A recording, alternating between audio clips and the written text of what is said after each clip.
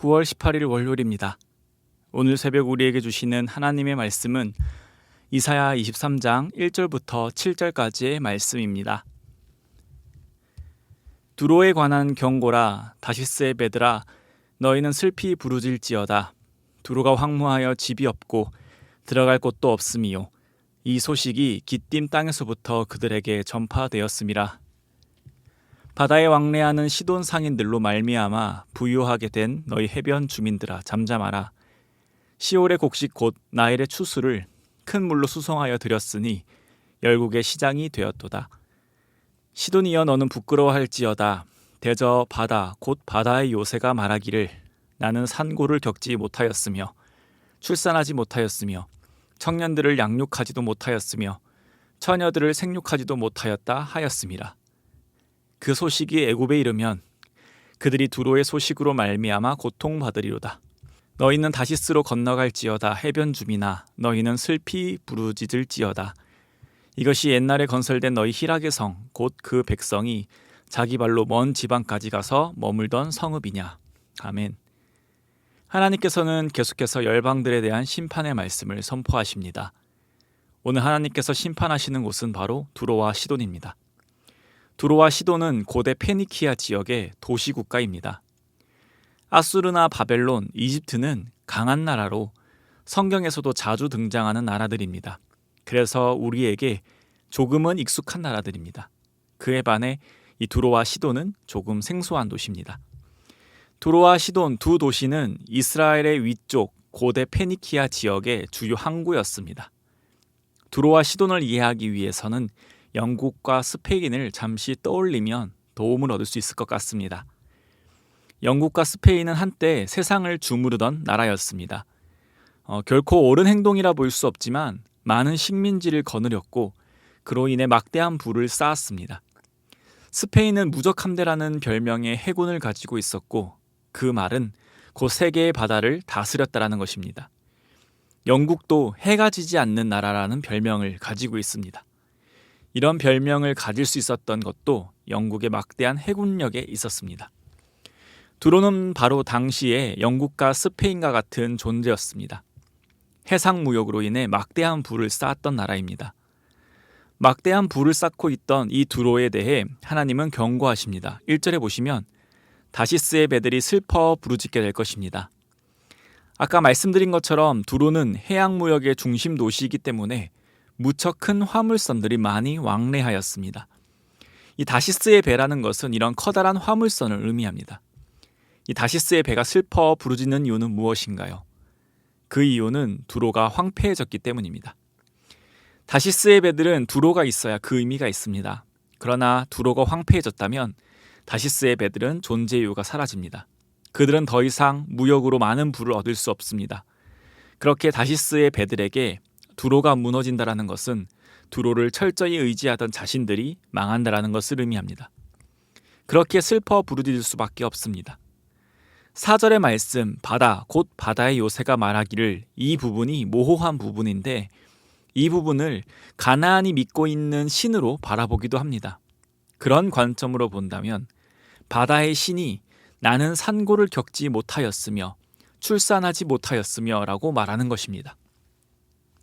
물론 하나님을 제외한 신은 존재하지 않고 만들어낸 것이지만 우상들도 조상의 조상들을 통해서 계속 전해 내려오다 보면 마치 실존하는 것처럼 사람들은 생각합니다. 자신들이 섬기는 신이 나는 너희들을 낳은 적 없는데, 이런 말은 충격적인 말인 것이죠. 그러므로 이 표현은 두로가 믿는 신이 두로를 낳은 적 없다라는 표현인 것이고, 두로는 마치 신에게 버림받은 고아 같은 연약한 존재임을 말해주는 것입니다. 이런 고아 같은 두로는 결국 너무나도 나약한 존재인데 4절에 시돈은 이런 두로를 의지하고 있습니다. 의지하는 대상은 나보다 강해야 합니다. 시돈은 자신보다 강한 두로를 의지했지만 실상 두로는 신에게 버림받은 존재여서 그 두로를 의지하는 너 시돈은 부끄러워해야 한다라고 4절은 말씀하고 있습니다. 이 아무것도 아닌 두로를 의지하는 너 시돈은 부끄러워해야 한다라는 의미입니다. 이 두로의 황폐해짐은 이웃나라 애굽도 고통받을 만한 소식입니다. 왜냐하면 그토록 강력하고 부유했던 도시가 한순간에 망하는 게 비상식적이기 때문입니다. 오늘 우리의 표현으로 하자면 그 절대 무너지지 않을 것 같던 미국이 한순간에 망했다라는 소식을 듣는 것과 같은 충격이라는 것입니다.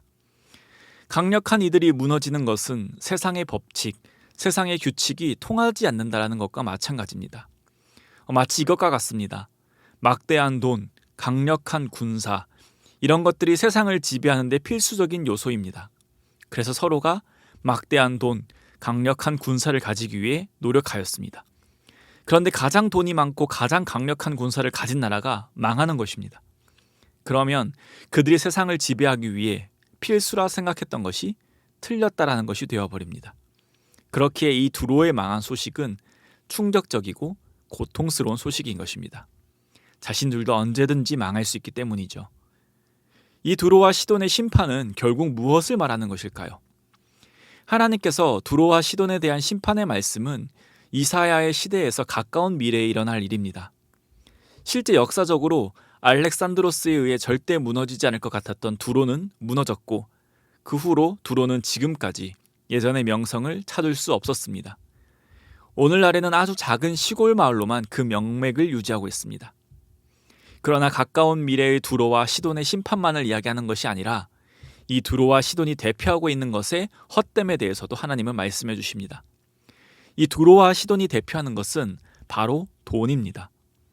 두로와 시돈은 자신들이 가지고 있는 부를 의지했습니다. 다시스의 배도 그 부의 의지에 존재합니다. 애굽도 당연히 세상의 법칙이 승리할 것이라 생각했습니다. 하나님의 백성인 이스라엘 또한 두로와 시돈을 보면서 부러워했는지도 모르겠습니다. 그리고 이러한 모습은 고대 시대뿐 아니라 현대에도 동일하게 나타납니다. 이사야의 시대에도 그랬지만 오늘 자본주의 시대에서 돈의 가치는 훨씬 무겁습니다. 돈은 곧 모든 것입니다. 오늘날 돈은 곧 신입니다. 그렇게 모든 사람이 돈을 원합니다. 절대적인 힘을 휘두를 수 있는 돈을 원하고 돈을 의지합니다. 그러나 사람이 착각하는 것은 무엇인가요? 돈은 단지 도구일 뿐입니다. 사람이 경제 생활을 하는데 필요한 도구이지 그 이상도 그 이하도 아닙니다.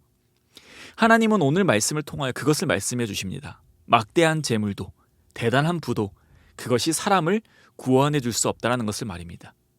사람이 의지할 것은 돈이 아니라 오직 한 분 하나님뿐이심을 말입니다.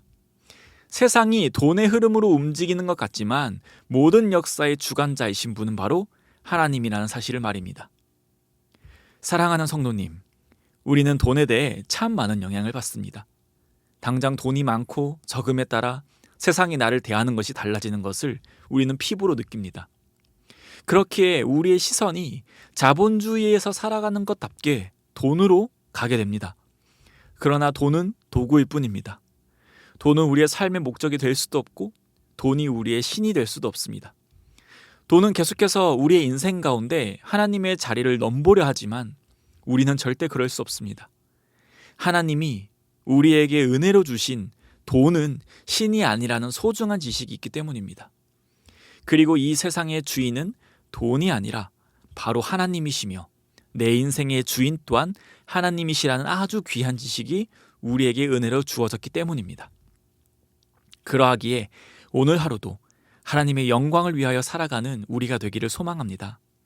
돈을 의지하지 않고 오직 하나님을 신뢰하며 하나님의 말씀을 의지하며 살아가는 오늘 하루가 되길 소망합니다. 그렇기에 오늘 하루도 하나님을 그 누구보다 사랑하며 이웃을 내 몸과 같이 사랑하며 오히려 세상에 돈을 의지할 것이 아니라 하나님을 증거하며 하나님만을 의지할 것을 선포하며 살아가는 귀한 우리의 삶이 되기를 소망합니다. 기도드리겠습니다. 하나님 아버지 감사합니다. 하나님께서 먼저 친히 찾아와 주셔서 우리를 택해 주시고 자녀 삼아 주시니 감사합니다. 그 은혜로 인하여서 세상의 헛된 것들을 의지하지 않고 오직 하나님 한 분만 의지하며 살아가게 하시니 감사드립니다. 하나님으로 인해 세상이 줄 수 없는 기쁨과 평안을 누리며 살아가게 하시니 감사드립니다. 그러나 하나님 우리 여전히 연약함을 불쌍히 여겨 주시옵소서. 세상의 헛된 것들의 유혹에 늘 흔들리며 또 하나님만을 의지하는 것이 아니라 하나님도 의지하는 우리의 연약함을 주님 용서하여 주시옵소서. 하나님께서 우리와 늘 동행하시며 말씀으로 항상 깨닫게 하시니 이 은혜 안에서 세상의 헛된 것을 의지하려는 욕망들을 이겨내어 살길 원합니다. 오히려 세상에 영향을 받아 흔들리기보다 세상에 하나님만을 의지해야 한다는 진리를 말로, 행동으로, 삶으로 증거하는 우리 되게 하여 주시옵소서. 그라야 하나님께 영광이 되며 이웃들에게 귀한 하나님의 사랑을 증거하는 오늘의 삶 살게 하여 주시옵소서. 오늘도 이런 삶을 통하여 하나님 영광 받아 주실 줄 믿사오며 이 모든 말씀 우리를 구원하신 살아계신 예수 그리스도의 이름으로 기도드립니다. 아멘. 이 시간 함께 기도하실 때에 주신 말씀을 붙들고 기도하시고 우리 주간 기도 제목에 따라서 나라와 민족, 한국 교회의 부흥을 위하여 함께 기도드리겠습니다. 나라와 민족을 위하여서 또 우리 한국 교회 지도자들과 부산과 한국 교회 부흥을 위하여서 함께 기도해 주시기 바랍니다. 또 말씀과 기도로 승리하는 한 주가 되도록 이것을 위해 기도해 주시기 바랍니다.